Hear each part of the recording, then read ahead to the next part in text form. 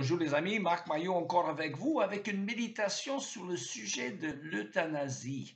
Je reconnais que cette inspiration était inspirée par les frères de Breakpoint Commentary, ce commentaire chrétien américain dont les auteurs John Stonestreet et Casey Leander. Je vais commencer d'abord par lire quelques versets bibliques, dont le premier dans le livre de la Genèse. Dieu dit, faisons les hommes pour qu'ils soient notre image, ceux qui nous ressemblent. C'est Genèse 1,26 et un verset des Proverbes, tous ceux qui me haïssent aiment la mort. Et enfin, le Seigneur Jésus qui dit, moi je suis venu afin que les hommes aient la vie, une vie abondante. Alors, en 2016, le Canada a légalisé l'euthanasie à travers un projet de loi appelé de manière presque ironique Medical Aid in Dying, l'aide médicale en mourant. Alors, depuis le passage de cette loi, le nombre de Canadiens qui soutiennent la pratique de l'euthanasie a augmenté de 75 à 80%. Mais pour ceux qui ont des handicaps, leur réaction est restée le même. Ils craignent avec raison que cette politique devienne un pas de plus vers l'abîme moral. Un journaliste nommé Maria Chen de l'Associated Press, elle a affirmé que le Canada avait déjà la politique la plus libérale au monde à l'égard de l'euthanasie. L'année dernière, plus de 10 000 personnes se sont tuées légalement au Canada, un tiers de plus que l'année précédente. Alors, les malades peuvent demander de l'aide pour se donner la mort pour n'importe quelle raison et sans informer les membres de leur famille. À partir de 2023, ils pourront le faire pour des raisons et questions de santé mentale et non pas seulement pour échapper à la souffrance physique. Alors, les médecins autant que les infirmiers euh, peuvent aborder le sujet d'euthanasie avec n'importe quel malade sans être obligés d'épuiser tous les autres traitements.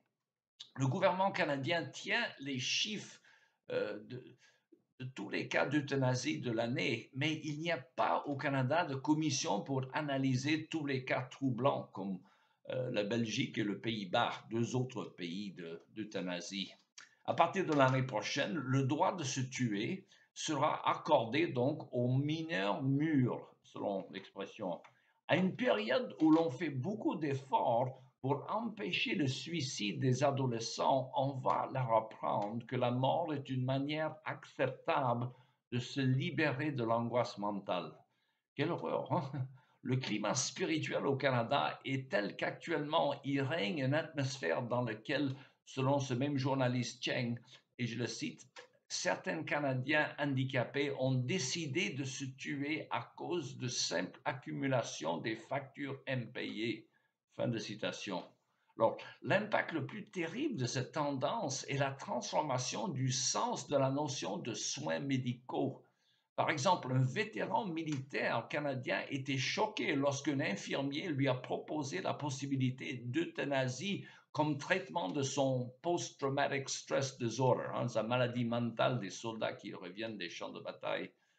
Un dénommé Alan Nichols, 61 ans, était un vétéran hospitalisé en 2019 lorsqu'on lui discernait les tendances suicidaires. En moins d'un mois, disait le journaliste, M. Nichols a remis une requête d'être euthanasié. Et on l'a fait malgré des objections de sa famille et même d'un infirmier. La seule infirmité mentionnée sur sa feuille de santé était une perte de l'ouïe. Alors, selon son frère, on l'a mise à mort tout simplement. Alors, des histoires comme celle-ci sont choquantes, mais nous ne devons pas dire que nous n'étions pas avertis par presque tous les défenseurs des handicapés de Canada, les observateurs de l'ONU et même l'Association médicale américaine. Car lorsqu'il s'agit de l'euthanasie, ce sont les conséquences inévitables d'un système qui réduit la valeur de la vie humaine et qui donne un autre sens à la notion de soins médicaux. Même l'American Medical Association affirme officiellement, et je la cite, l'euthanasie est fondamentalement incompatible avec le rôle du médecin comme guérisseur, mais sera difficile de contrôler et pose des risques sérieux pour la société. Fin de citation. Et alors cela est d'autant plus vrai que dans une société comme le Canada, avec sa médecine socialisée, où les décisions pour savoir qui va vivre et qui va mourir seront influencées par des facteurs comme de l'argent, accès aux ressources médicales et des décisions arbitraires à l'égard de ce qu'on appelle la qualité de vie. Alors, contre ces tendances, la notion de consentement ne suffit pas. Et en fait, partout, le droit de mourir devient inévitablement le devoir de mourir. Les malades affirment souvent que leurs décisions sont basées sur leur désir de ne plus être un fardeau à leur famille ou à leurs amis, car ils sont convaincus que la vie d'un handicapé est automatiquement moins valable, vaut moins la peine d'être vécue. Et en certains cas, la mort est préférable. Alors, en conclusion, nous dirons que l'euthanasie est opposée à n'importe quelle vision civilisée de la valeur de la vie humaine. En fait, la Bible affirme que tous les hommes sont créés à l'image de Dieu et tiennent leur valeur de ce fait. Alors, prions que le monde apprenne, par exemple, par l'exemple horrible de Canada, afin que le couvercle de sur cette boîte de Pandore ne soit pas ouvert ailleurs. Voilà, c'est tout le temps qu'il nous reste pour aujourd'hui. Il me reste qu'à vous souhaiter une bonne journée et à la prochaine.